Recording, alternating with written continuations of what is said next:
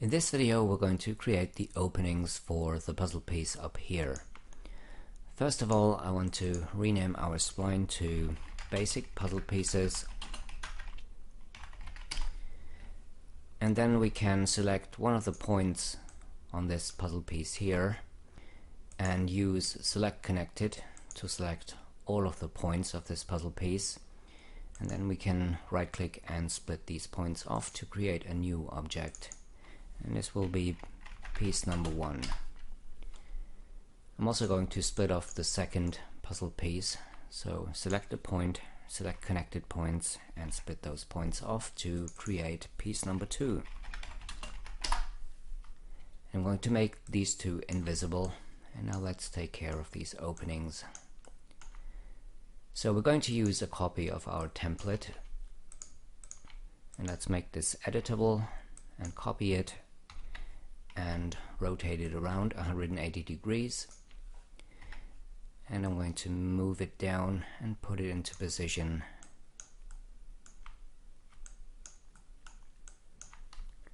So I'm going to turn these two splines into a single spline, and then we can put our piece number 1 into a spline mask object, add the openings and change the mode of the spline mask object to A subtract B. And let's make this one editable, and let's take care of these corners now. One thing we can't do is use chamfer to get the round corners. If I select this point and use chamfer, what happens is that while we do get a rounded corner, we also change the shape up here. So that is something we definitely don't want to happen. There is a very easy way to deal with corners like this. We can use the knife tool, and I'm going to use the line cut tool here and create a cut. And for the top, I want the point to be fairly close to this corner, so let's maybe put this here, and the point at the bottom we're going to relocate from its original position to maybe here. So now we can delete these 2 points, and you can see we haven't changed the shapes up here and down here, and all we have to do now is tweak the tangents on these 2 points to get our round corner. So let's switch to the pen tool and lock the tangent rotation, and we can make this tangent down here a little bit longer and drag this one out a little bit. So let's test our shape, and I'm going to increase the spline resolution so we're getting a nice and smooth render. And this is looking pretty good, I think. So you can see it was very simple to get this corner without doing a lot of work. And we're going to use the same technique on the corner down here. So once again, I'm going to make a cut maybe from here to about here. I'm going to delete these 2 points and select these 2 and change the tangents to get our rounded corner.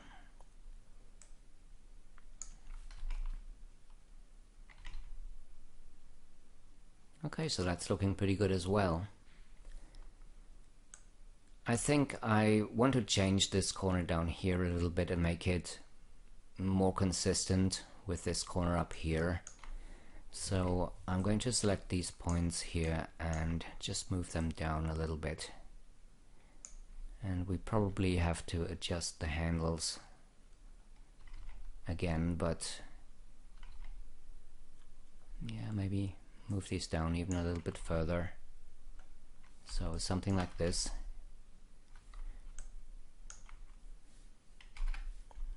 And I will tweak the tangents just a little bit, maybe just this one.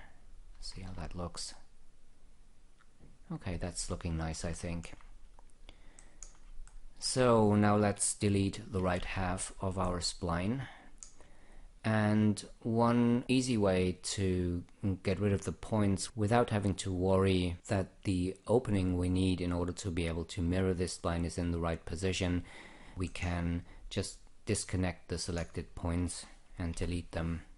And now we have to delete these 2 points as well, and there we are.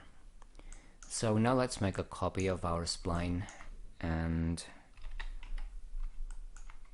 rotate it. And of course we have to connect the 2 splines and then select these 2 points here and weld them together. And I'm going to close this spline, rename it to piece number 1, and let's do one final test to see how things are looking. So I think we can be happy with what we've got. It's a very nice looking shape. And in the next video we're going to take care of the protrusions on the other puzzle piece.